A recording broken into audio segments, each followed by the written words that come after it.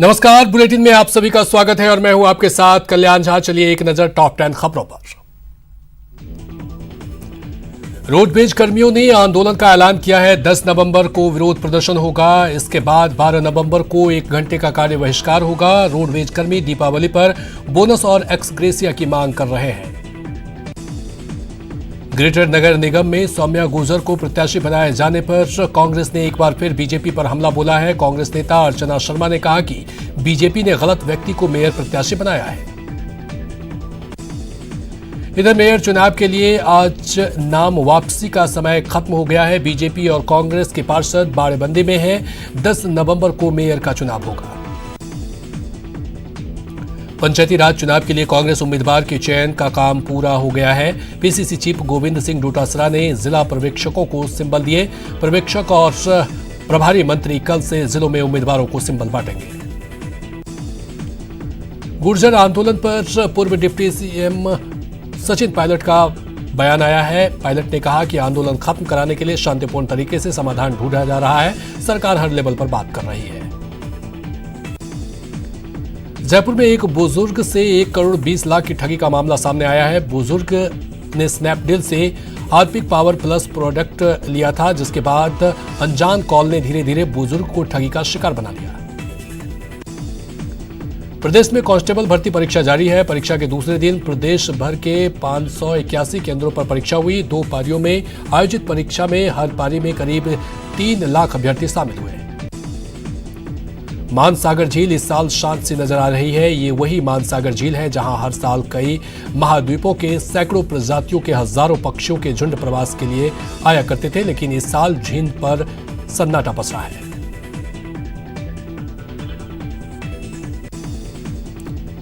नयापुरा थाना इलाके में बैंक ऑफ इंडिया परिसर में एक शख्स से 30,000 की ठगी का मामला सामने आया है। पीड़ित के मुताबिक 2 बदमाश उसे एक रुमाल में नकली नोट देकर उससे 30,000 रुपए लेकर फरार हो गए।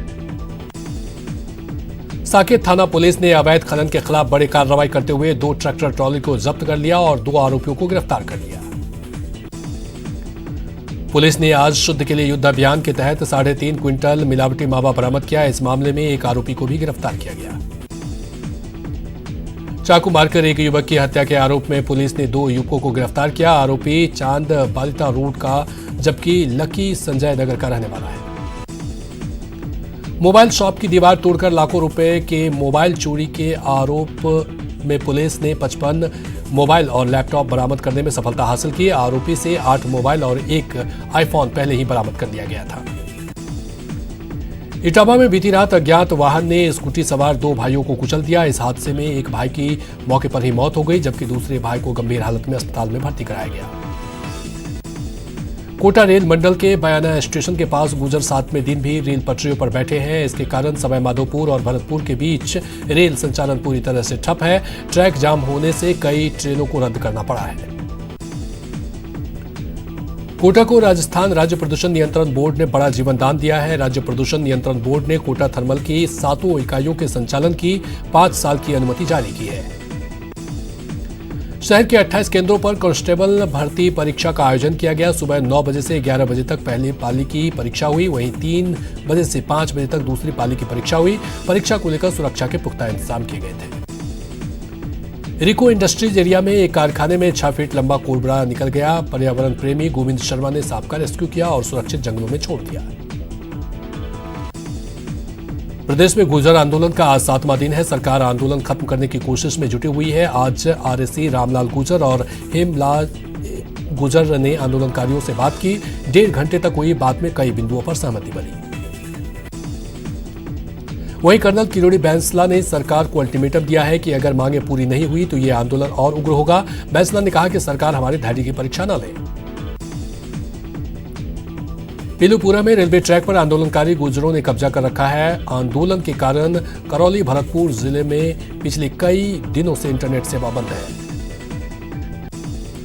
गुर्जर आंदोलन के कारण दिल्ली मुंबई रेल रूट के अलावा बयाना हिंडौन सड़क मार्ग 6 दिनों से बंद पड़ा हुआ है। आंदोलन स्थल पर गुर्जर समाज के लोग दंगल रस्सियां गाकर मनोरंजन कर रहे हैं।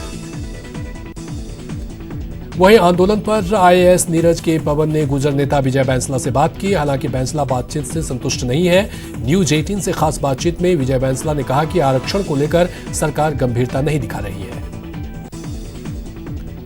नदबई में ट्रैक्टर की चपेट में आने से महिला की मौत हो गई। घटना बेयर हाउस तिरेही की है। हादसे के बाद ट्रैक्टर ड्राइवर छोड़कर फरार हो गया। जेसीआई सखी की ओर से कोरोना 2020 डांडिया उत्सव का आयोजन किया गया। प्रतिभागी महिलाओं ने गुजराती और ब्रज गीतों पर डांडिया की धूम मचा दी। इस दौरान इंडिया क्वीन, इंडिया प्रिंसेस प्रतियोगिता का भी आयोजन किया गया। अजमेर के दरगाह इलाके में पॉकेट मारने की आरोपी महिला की पिटाई के मामले में पुलिस ने पति पत्नी को गिरफ्तार कर लिया है। गिरफ्तार पति पत्नी महाराष्ट्र के रहने वाले हैं। अजमेर के वैशाली नगर इलाके में 10 दिन के अंदर पर्स लूट और चेन स्नैचिंग की 9 वारदातों के बाद पुलिस ने 2 आरोपियों को गिरफ्तार किया है।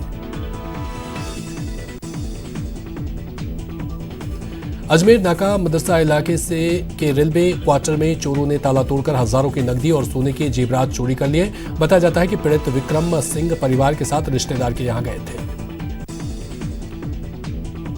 अजमेर के बांदर सिंदरी थाना इलाके में ट्रेलर और बस की टक्कर हो गई। हादसे में बस ड्राइवर की मौत हो गई, जबकि 20 लोग घायल हो गए। घायल सभी युवक जयपुर में कांस्टेबल भर्ती की परीक्षा देने जा रहे थे।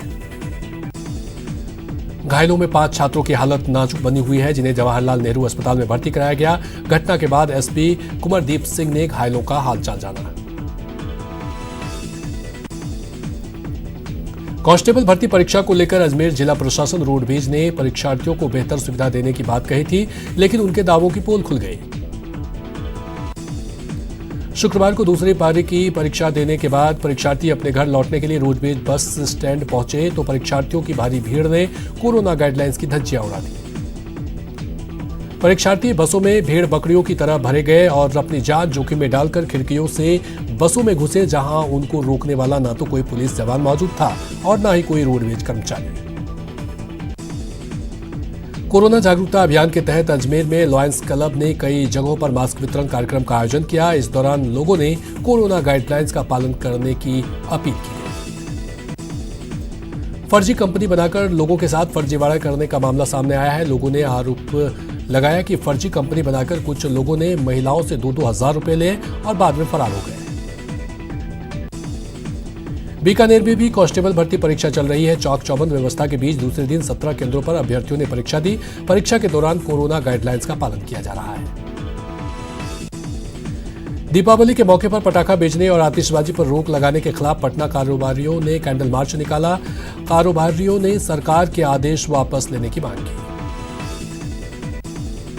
कोरोना जागरूकता अभियान के तहत कलेक्ट्रेट पर नुक्कड़ नाटक का आयोजन किया गया। नुक्कड़ नाटक के जरिए मैसेज दिया गया कि लोग कोरोना के प्रति जागरूक नहीं होंगे तो इसका खामियाजा भुगतना होगा। पंचायत चुनाव के लिए कांग्रेस और बीजेपी प्रत्याशियों ने नामांकन शुरू कर दिया है, लेकिन अभी दोनों पार्टियों ने प्रत्याशियों का ऐलान नहीं किया है। वहीं उदयपुर दौरे पर आए कांग्रेस पर्यवेक्षक जगदीश चंद्र ने कहा कि जल्द ही सूची जारी की जाएगी। जिला कलेक्ट्रेट में आज दिन भर बीजेपी, कांग्रेस सहित अन्य राजनीतिक दलों ने नामांकन भरने के लिए प्रत्याशियों का जमावड़ा लगा रहा। कई प्रत्याशियों ने नामांकन दाखिल किए। इस मौके पर बीजेपी सांसद अर्जुन लाल मीणा भी मौजूद रहे। कानौड़ में ग्रामीणों ने रेल पटरी उखाड़ डाली। ग्रामीण पुलिया नहीं बनने से नाराज हैं। एमबी हॉस्पिटल और आरएनटी कॉलोनी की पार्किंग का ठेका निरस्त कर दिया गया है। ठेकेदारों ने काफी दिनों से पैसा जमा नहीं कराया था, जिसके कारण ये ठेका रद्द कर दिया गया। दीपावली के मौके पर सहकारी उपभोक्ता थोक भंडार की ओर से लोगों को शुद्ध मिठाइयां वाजिब दाम पर उपलब्ध कराई जाएगी। इसका शुभारंभ जिला कलेक्टर चेतन देवरा ने शास्त्री सर्कल स्थित सुपरमार्केट में किया। जोधपुर के शास्त्री नगर थाना पुलिस ने अवैध पटाखे बेच रहे दुकान संचालक को गिरफ्तार कर लिया। साथ ही 50,000 रुपए भी जब्त किए। सुरसागर थाना पुलिस ने मारपीट और बोलेरो लूट के मामले में 2000 के इनामी बदमाश और उसके साथी को गिरफ्तार किया। बता दें कि दोनों पर 25 अक्टूबर को भजन लाल के साथ लूट और मारपीट का आरोप था। हेड कांस्टेबल पर हमला करने आए 2 आरोपियों को पुलिस ने गिरफ्तार कर लिया है। बता दें कि सुरसागर थाना इलाके में गश्त के दौरान बाइक सवार 3 युवकों ने हेड कांस्टेबल बंसीलाल और कांस्टेबल जय किशन को टक्कर मार दी थी। कोरोना वायरस जागरूकता अभियान के तहत मैराथन दौड़ का आयोजन किया गया, जिसमें जोधपुर रनर्स ने भाग लेकर दौड़ को सफल बनाया। ओसिया कस्बे में टीम शीतल परिहार के नेतृत्व में बस्तियों में सैनिटाइजर पैड बांटे गए, साथ ही इसके इस्तेमाल के बारे में भी विस्तार से जानकारी दी गई। जोधपुर शहर की देसी टकसाल में ढलने वाले चांदी के सिक्कों की अपनी अलग ही पहचान है। अच्छी क्वालिटी की वजह से इनकी देश भर में मांग रहती है।